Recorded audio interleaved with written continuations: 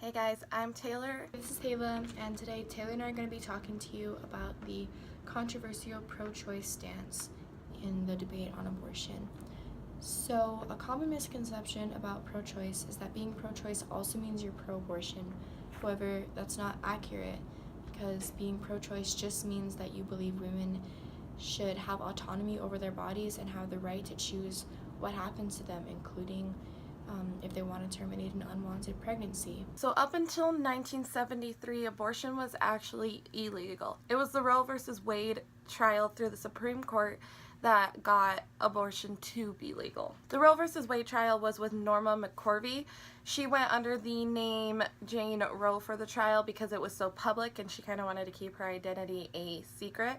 But she was a woman in Texas who had gotten pregnant in 1970 and she wanted to get an abortion, but it was illegal then, and she didn't have any access or funds to get an abortion or go to a state where she could get an abortion. So she took it to the courts and decided to try and fight for the legalization of abortion. The trial took 3 years because it had to go through all the courts and obviously made its way all the way to the Supreme Court. So she ended up not being able to get the abortion, but she had the child and she gave it up for adoption during this time. In 1973, it was finally ruled by the Supreme Court that abortion would be legalized in all states and not just a couple. Abortion made up 1/6 of birth-related or pregnancy-related deaths. This is because women would go about trying to have an abortion themselves. They would use the coat hanger trick. They would throw themselves down the stairs, and this was their way of trying to get rid of the baby without the proper means to do so, and it oftentimes resulted in injury, and sometimes in severe cases it would result in death.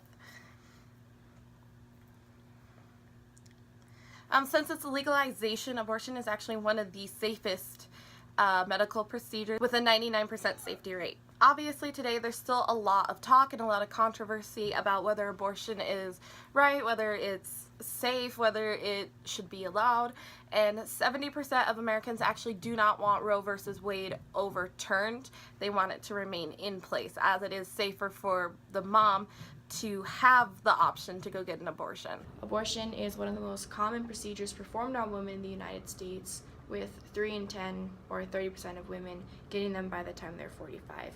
And in the US, nearly half of all pregnancies are unplanned, and of those unplanned pregnancies, about 40% of them result in abortion.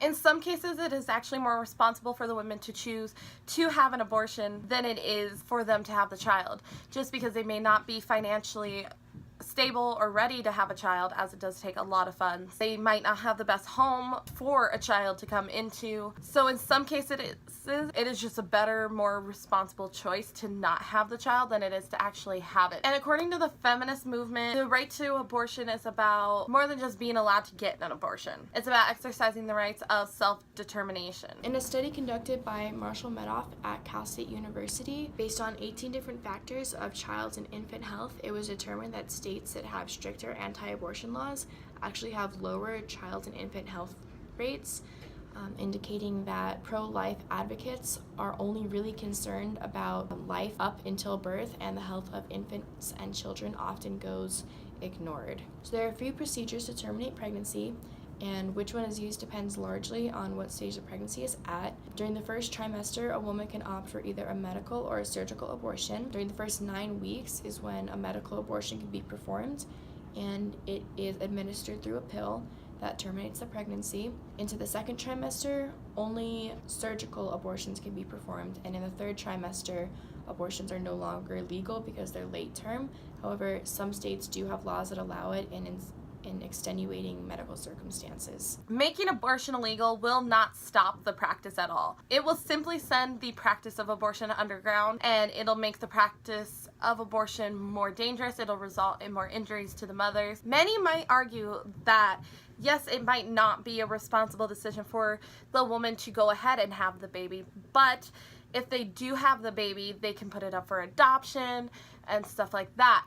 Unfortunately, the child care system isn't all that great, and there are already a lot of kids in the foster care system. So just to talk about how many kids are actually in the foster care system already, on any given day there are 428,000 children in the United States foster system. And in 2015, over 670,000 children spent time in the U.S. foster care system. On average, children will spend about 2 years in one state before they are bounced to another state. They are moved around constantly. Oftentimes, these homes are not good homes. They will experience abuse. They will be separated from their siblings. So the foster system isn't always even successful. In 2015, more than 20,000 kids aged out of the foster care system, meaning they hit the age of 18 and they were just set free from the foster care system, and they never found their permanent family. They were just bounced around from when they were put into the system, whether it be at birth or if it be later that the parents decided that they couldn't take care of the child as they had thought they could, or if the parents had lost their legal rights to the child and they were just thrown into the foster care system. They age out of it and they don't get a permanent family. 20,000 of the 670,000 that were in the U.S. foster care system aged out. And that's quite a big number. And research has shown that the children who age out of the foster care system and that they don't find a permanent family, they have a higher likelihood of ending up homeless, and that is not a high quality life. So in some cases, when you look at the way the foster care system works and stuff like that, some mothers don't want to have a baby and just put it up for adoption for it to end up in the foster care system, because it is not a good system. That is where children will experience abuse and they're bounced around from family to family, and that is not a quality way for a child to grow up. So in some cases, the mother's choice comes from not that she just doesn't care, it's more that she doesn't want that child to have to live a life like that. So a common disagreement between pro-life and pro-choice is about when life begins. So pro-life argues that life begins at conception and therefore abortion is murder, whereas pro-choice argues that life begins when a fetus is viable, which means that the fetus could live outside of the womb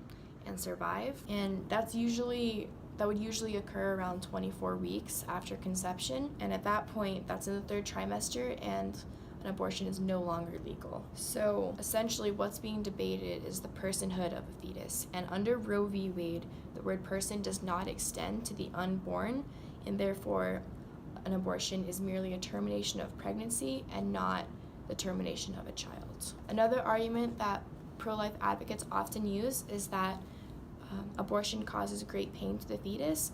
However, studies have shown that this is untrue because the cortex, which is responsible for the feeling of pain, doesn't develop until 26 weeks after conception, and by that time an abortion is no longer legal. Legal abortions have a lot of benefits for women because women denied abortions are more likely to live below the poverty line, be victims of violence and domestic abuse, and rely on welfare to survive. The Colorado Department of Health and Environment has shown that unintended pregnancies correlate with lower birth rates, lower education levels, lower levels of breastfeeding, higher levels of maternal depression, and higher levels of child abuse. One final argument that pro-choice uses is that no child should be brought into this world unwanted, and no woman should be forced to carry out an unwanted pregnancy and take care of a child that she's either unprepared or unwilling to take care of.